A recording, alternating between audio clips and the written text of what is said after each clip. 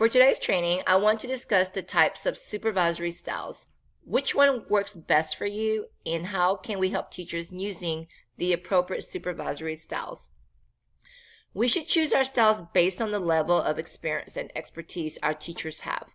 We need to look at the commitment of the teachers and problem-solving skills to decide what style will work best, and keep in mind, this might change throughout the year and would depend on what teachers you are working with. As you can see, once you start the classroom observations, we have different levels of teachers. Some teachers may bring in years of experience and commitment, and some teachers may just do the bare minimum in their classrooms. However, before you can decide what supervisory style to use, I wanted to start our discussion today by talking to you about marginal effective teachers and levels of extraction and commitment. Then we will move on identifying the types of supervisory styles, which works best for you. I will also talk about different strategies we can use to make our supervisory style more effective. So today's objective, like I mentioned, we're going to identify the marginal effective teacher, identify extraction and commitment, issues involved in supervision, types of supervisory style, and strategies for supervisory styles.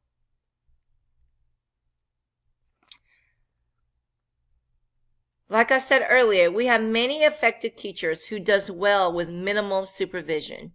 However, we want to focus on how we can help those teachers who are marginally effective. So I want to spend a little time talking to you guys about marginally effective teachers and what causes marginally effective teachers. Okay, so what is a marginally effective teacher? A marginally effective teacher is one who appears to have sufficient command of subject matter, but lacks classroom management skills, which could affect the student's learning. And why should we worry about marginally effective teachers? One of the most important responsibility for administrators is managing their staff members. In this context, dealing with problematic teachers is a challenging problem for administrators. They cause damage to the students and to the school environment. Their poor performance consumes much of our time and may possibly damage the school's reputation. Okay, so what causes marginally effective teaching? And the reason underlying the behavior of marginally effective teacher were stated to be related to extraction and commitment. Extraction, the ability to identify classroom problems and generate solution. What causes low extraction?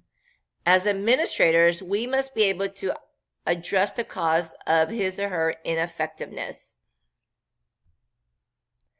What causes it? Lack of experience, lack of knowledge, difficulty solving problems, lack of awareness, personal problems.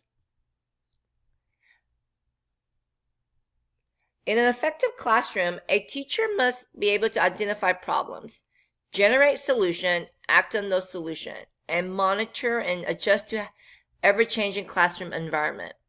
A marginally effective teacher is one who may not even recognize a problem when it arises. Once the teacher knows about it, he or she may have no idea how to solve it. Okay. The second problem is commitment. And commitment is the attitude toward the teaching profession and specific instructional responsibility. Okay. Suppose one of the teachers you supervise can think abstractly and has no difficulty solving classroom problems, and yet she is still only marginally effective.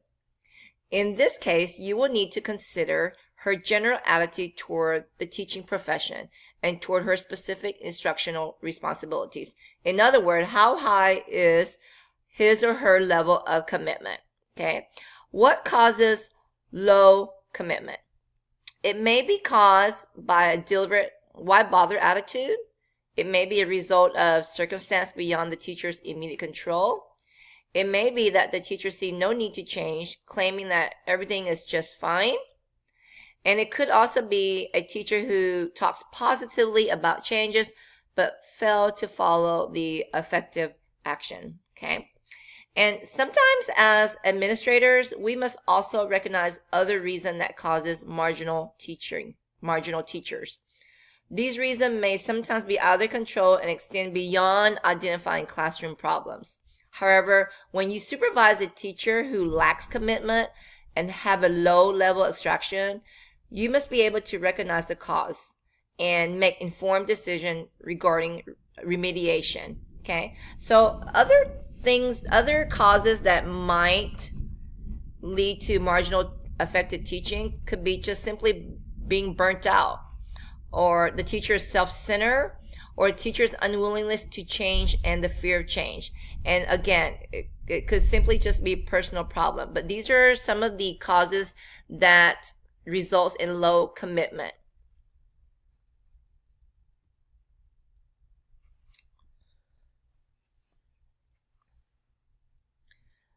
Now that we have taken a closer look at reasons for marginal teaching, what are we going to do as supervisors? There are 3 issues that will form the essential elements for a productive conference with the teachers. They are diagnosis, prescription, and timeline. Okay?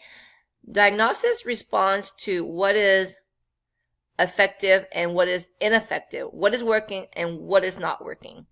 Prescription sets a direction for improving or maintaining teacher behavior, responds to what must or what could change. And timelines establish checkpoints at which teaching behavior will change and at which professional growth activities will be completed. How much time is reasonable for changes or improvements to occur? Just to give you a general idea of when to use these styles, I want to show you some of the scenarios that I want you to think about and see how it can relate to you when you're observing. Okay, so there are 3 styles that I want to talk to you guys about. Collaborative supervisory style. Okay, and again, I want you to take a look at these scenarios and see how diagnosis, prescription, and timeline play a factor in these scenarios. If you are a supervising teacher who are low in extraction and high on commitment, this would be the style that you would choose. In collaborative supervisory style, you and the teacher share control of the diagnosis, prescription, and timeline. For example, during the post-observation conference, the teacher is aware of some problems, but not others. And then he indicates that he is not sure how to solve them. You offer some suggestions that the teacher may choose from. Both you and the teacher comes up with different strategies to help with his teaching, such as professional development and peer observations. The teacher is excited about the possibilities of making a difference after your discussion with him. You suggest that you come back in a couple of weeks to observe any changes after some issues you have, issues that the teachers have been working on. Okay, so as you can see, in this scenario, both you and the teacher take control of the diagnosis, the prescription, and the timeline. In a non-directive supervisor style, you are supervising teachers who are high in abstraction and high on commitment. This would be the style that you would choose. If this style, the teacher controls everything. The teacher controls the diagnosis, prescription, and timelines. For example, during your post-observation conference, the teacher can reflect on his lesson and is able to tell you what strategy he used. The teachers also suggest that he can do more and wants to try new strategy in his classroom. He mentions that he has been researching different teaching strategies that he wants to implement in the future. As you can see, this type of style, the teacher has control of his or her classroom. There's not much supervision that we need to do. The teacher has extremely high extraction and extremely high commitment.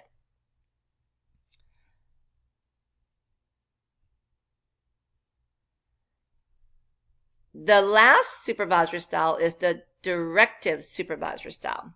If you are supervising teachers who are low in extraction and low on commitment, this will be the style that you choose. In this style, the supervisor controls the diagnosis, prescription, and timelines. For example, during your post-observation conference, you tell the teachers you noticed students were not engaged and some students were passing notes. When you brought this to her attention, her first response was, which students? When were they passing notes? After the conference, you ask her if there's any changes she would like to make the lesson better. Her response was, I probably do it pretty much the same way. These remedial level kids aren't going to do anything no matter what I do. Okay, so the last style, this one right here, I want to focus more on. Since we are training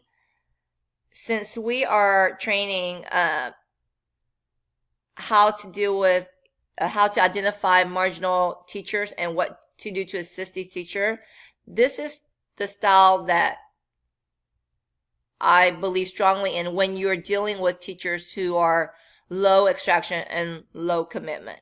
Okay, directive style works the best for this type of teacher. We control the diagnosis, prescription, and timeline. Remember, marginal teachers have very low extraction and low commitment. The teachers are unaware of problem and has a low commitment to change or improve anything in her classroom. If you're trying to help teachers who are marginal, you will need to go ahead and take a look at directive supervisory style.